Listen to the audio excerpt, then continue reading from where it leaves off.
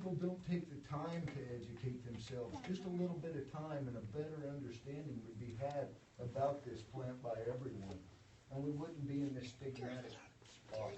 One of the things that I heard today, and you know, I suppose there's some legitimacy to the law enforcement wanting to know where these fields are. But on the other hand, they see 80 acres of hemp planted out of. Do they really think that's going to be 80 acres of marijuana planted out there? No, they're just afraid that somebody might take a small portion and do something wrong with that. But they haven't educated themselves to the point to understand that that's really not possible. Yeah. This plant's going to take care of itself, and it's going to keep the other out. As I understand it, the genetics only works one way with these plants. You may have a season of your plants that got stressed out, and maybe it bumped that THC psychoactive oil up by another 0.1%, but it didn't change the genetics of those plants. You know, the seeds that come from that crop aren't going to produce higher THC strains. If marijuana gets miraculously introduced into your crop through some sort of, wind pollination, your crop's not going to become, higher and higher THC year after year. So if you were saving seeds each year, I think the seed certification guy over there, he might know a little more about this, but after a few years in, I have a feeling there are going to be Kansas farmers, people here who are going to be able to produce, outdoor grown certified seed, because it just doesn't work that way where hemp becomes more and more psychoactive. That's not the way it goes year on year, so. Do you guys have an estimate net profit per acre on some of the different strands? Do you have an estimate net profit per acre? Any ideas? I'm told it's average about $250 an acre profit. Okay. In Kentucky, they, in the very beginning, when Kentucky first started, they authorized 4 producers to grow 33 acres apiece. And they created their own small refinement and turned that into an insulation out of the fibrous part of the plant. And they reported earnings of $800 an acre. Iowa State University shows potential between oil and tonnage and seed altogether of $1,450 an acre. So that spectrum is huge. And Depending on what acre. I'm glad you said that. yeah. We have I say that, people think you out of your mind. we have to diversify the means of production, though, rapidly. Those numbers can be, I've seen them. Yep. Those are real numbers, but I'm glad that he said it. That's why I say 250. So if you only make 750, everything's still great.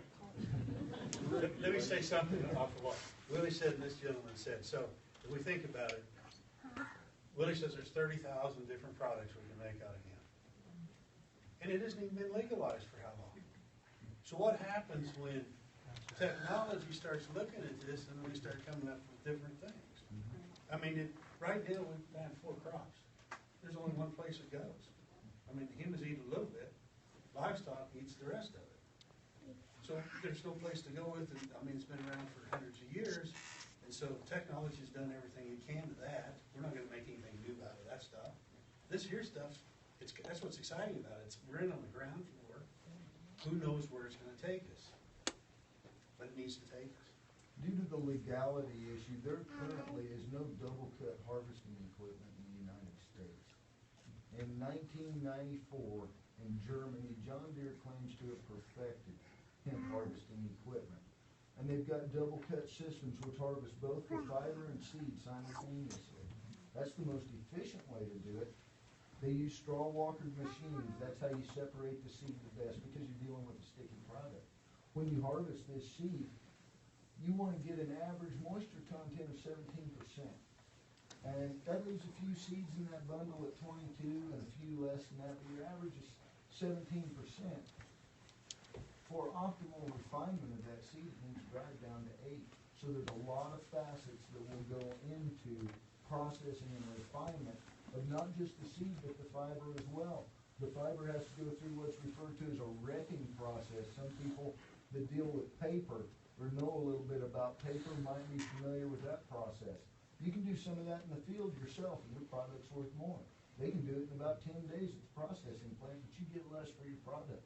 So there's a lot of things that go into it, a lot of planning that has to be done, just like the other things that we do. He brought up paper. You guys think about it, for people that are around here. The internal part of the stock's called the herd. You can make paper out of it. Does anybody here know where we could go with that? Snow crate is already set up right now with the way they do it. I believe, I haven't talked to them. I know how the process works. It only makes sense to me that herd could be taken to snow, they can throw it in their blender, and they could be rolling out in paper tomorrow. But, My question is if they do certify you, they're not gonna let you go and do your whole farm in hemp. They're gonna regulate to a percentage of. You see, it really, it depends upon the Department of Ag and how comfortable that they don't feel. At first, I can see them regulating as to how much you can do. Because that's what government likes to do, like regulate you. Okay, but after it's out there for a while, I don't see that regulation being as tight because Canada, because now that they know that we're on the move, they have started to open up all counties within Canada. Kentucky has done the same exact thing, but Canada has said now they're going to cut all restrictions from doing it. Why? Because they see there's a large movement, a large contingency of individuals in a lot of states that want to see this done. But first, yes, you're going to have that. There's a risk, because you can't get insurance when you do it. So what you have to do is be careful that you're not getting seeds that are high. Because if you get seeds that are high, over 0.3% is marijuana. So then you lose your crop. And that's why in Colorado you have, it's pretty open. There's a lot of talk about things that are all way after. You can't put the cart before the horse. The only thing we can look on right now is to talking to senators, because the House has already done it, and they've done it in a very, very strong way. Talk to senators, talk to Senate leadership about allowing this to become law, let rules and regs be done, and get this moving. The longer we wait, you see Missouri's just opening up, Nebraska's about to bring a producer in, processor in. Every state around us is working. Number 2 climate in the country, we can handle this, we just need to do it. There's a lot of questions that we don't know how they'll do, but that's because the Department of Ag has not done a thing about it, because it hasn't passed yet. And during World War II, we was the number 2 state. Kentucky was Yes. number 2. One of the things, and Kevin and I usually, we almost talk David sometimes, is that there is a company that I found out 2 days ago that is willing to do the crop insurance work. What about protein levels?